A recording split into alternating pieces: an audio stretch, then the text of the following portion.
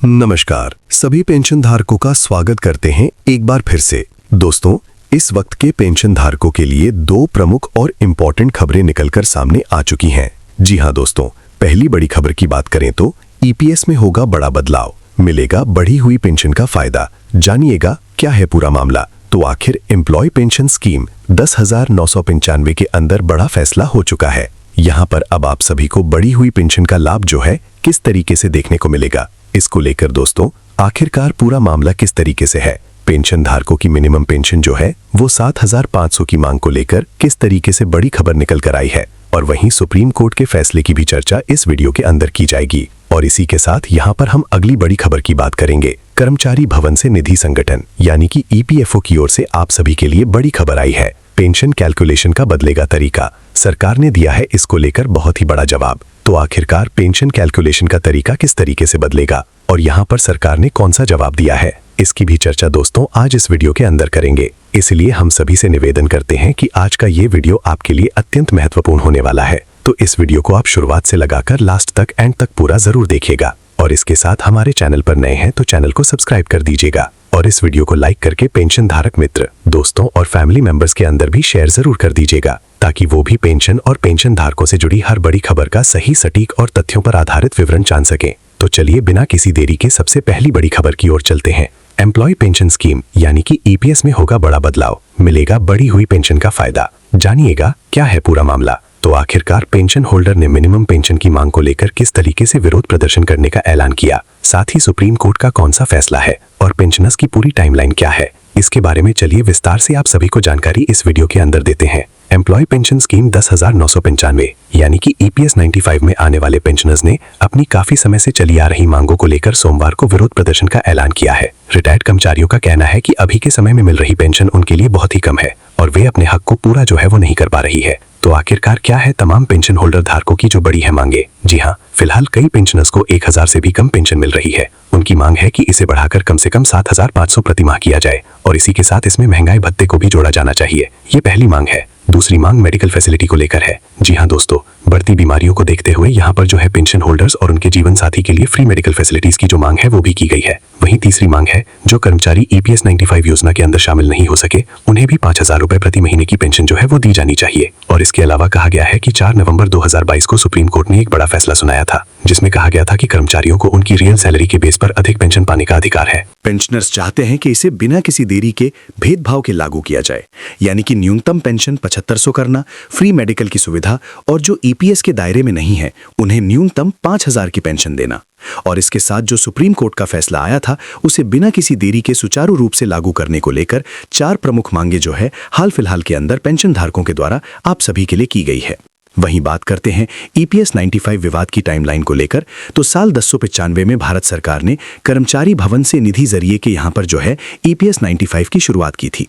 साल 2014 में सरकार ने ईपीएस संशोधन के जरिए पेंशन के लिए सैलरी लिमिट को 6500 से बढ़ाकर 1500 किया था।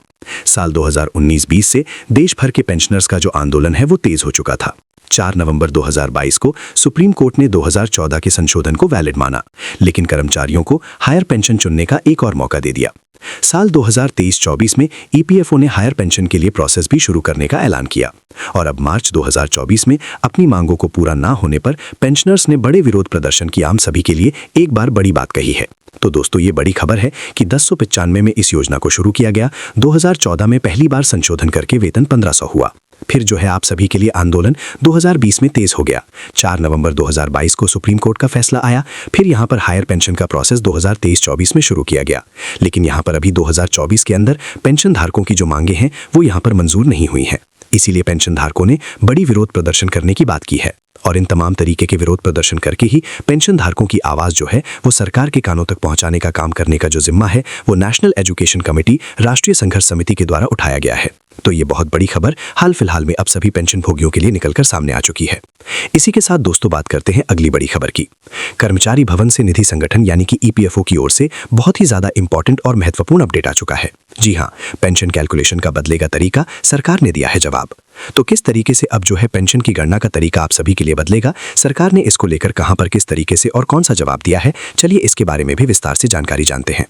कर्मचारी पेंशन योजना यानी कि ईपीएस 95 को लेकर लंबे समय से चली आ रही मांगों के बीच केंद्र सरकार ने संसद में साफ कर दिया है कि फिलहाल पेंशन को असली बेसिक सैलरी के आधार पर बिना किसी सीमा के जोड़ने का कोई भी प्रस्ताव नहीं है। ये जानकारी केंद्रीय श्रम और रोजगार मंत्री मनसुख मांडविया ने 30 मार्च 2026 को लोकसभा में लिखित जवाब के दौरान दी थी।